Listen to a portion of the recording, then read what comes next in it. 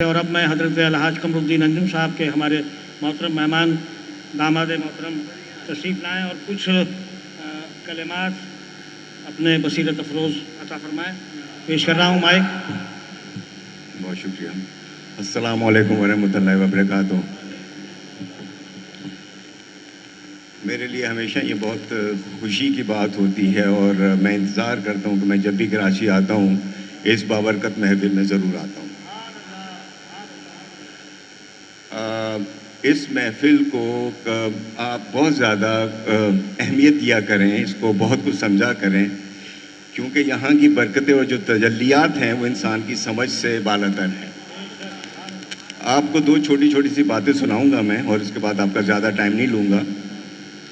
پچھلی دفعہ مجھے فروری میں یہاں پر آنے کا اتفاق ہوا اور بشیر صاحب نے حسب فراق دلانہ مظاہرہ کرتے ہوئے مجھے کچھ نذرانہ پیش کیا.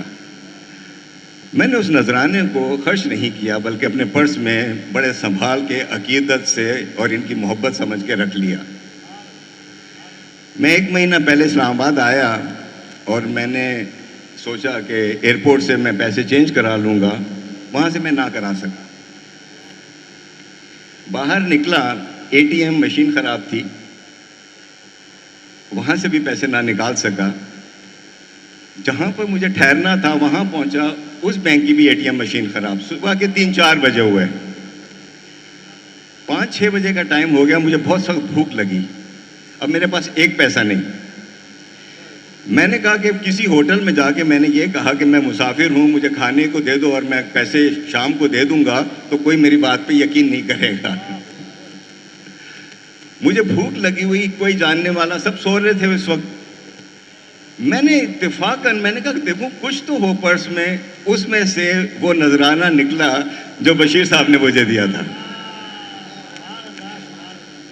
اور آپ یقین کریں اس نذرانے سے میں نے پیٹ بھر کے ناشتہ بھی کیا، چائے بھی پی، اور اس کے بعد بہت ڈھیروں دعائیں بشیر صاحب کو دیں اور اللہ کا شکر ادا کیا کہ اس نذرانے کی جو برکتیں ہیں، جو اس کی رحمت ہے، وہ ہمیں پتہ نہیں چلتا. ہم اسے صرف پیسے سمجھتے ہیں، یہ پیسے نہیں ہیں، یہ اپنے ساتھ اور بھی بہت کچھ چیزیں لے کے آتے ہیں.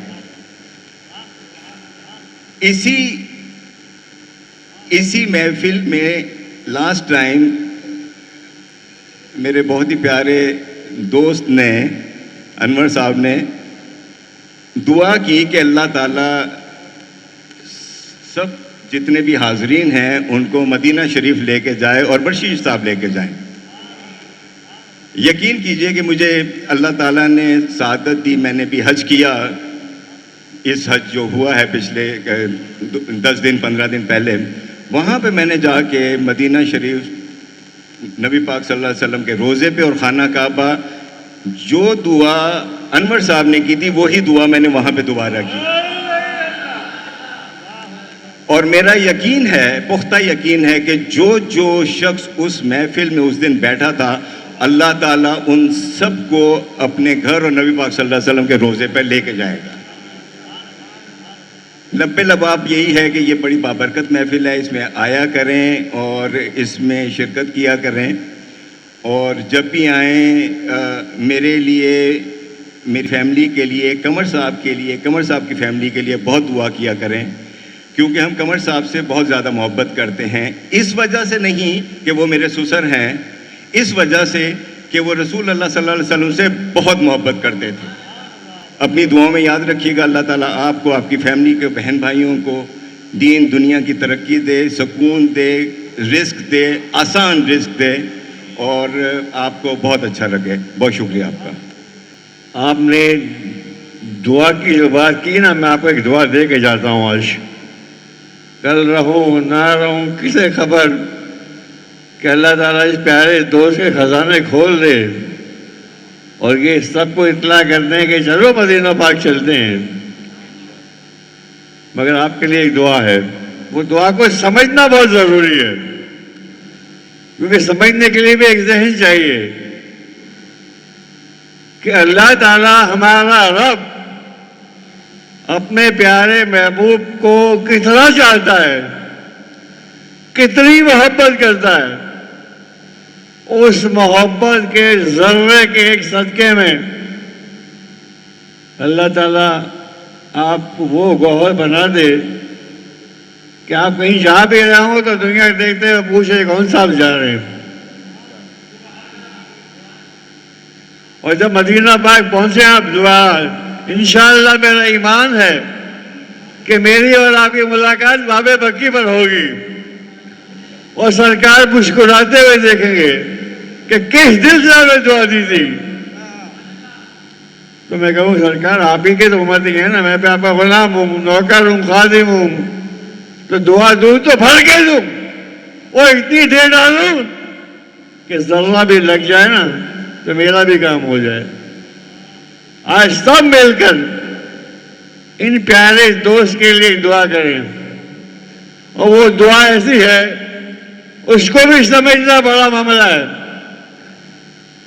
کہ ہمارے پیارے نبی پاک صلی اللہ علیہ وسلم آپ کا پسینہ مبارک کا ایک قطرہ زمین پر گرے تو وہ زمین کے اندر کا حصہ بھی معطل ہو جاتا ہے، اور وہاں سے جب ہوا گزرتی ہے تو ہوا بھی معطل ہوتی ہے. تب جب ان کے پسینے کا یہ عالم ہے تو نبی پاک صلی اللہ علیہ وسلم جب اپنے محل مبارک میں تشریف فرمائیں وہاں کی خوشبو کا کیا عالم ہوگا. تو میری دعا ہے کہ اس خوشبو کا بھی ایک ذرہ اللہ تعالیٰ ان کو عطا کر دے، اور ایسی خوشبو ان سے آئے کہ خدا کی قسم کھا کے کہتا ہوں، دل کی آواز نکال رہا ہوں کہ اویس کرنی رحمت اللہ علیہ آخر تک حضور کی زیارت نہ کر سکے تھے. تو یہ بھی کوئی کرن سے کم تھوڑی ہے. ان کے لیے بھی ایک نعرہ لگائیے، نعرہ تکبیر، نعرہ رسالت، نعرہ رسالت، لبیک یا رسول اللہ، یا رسول اللہ، یا رسول اللہ.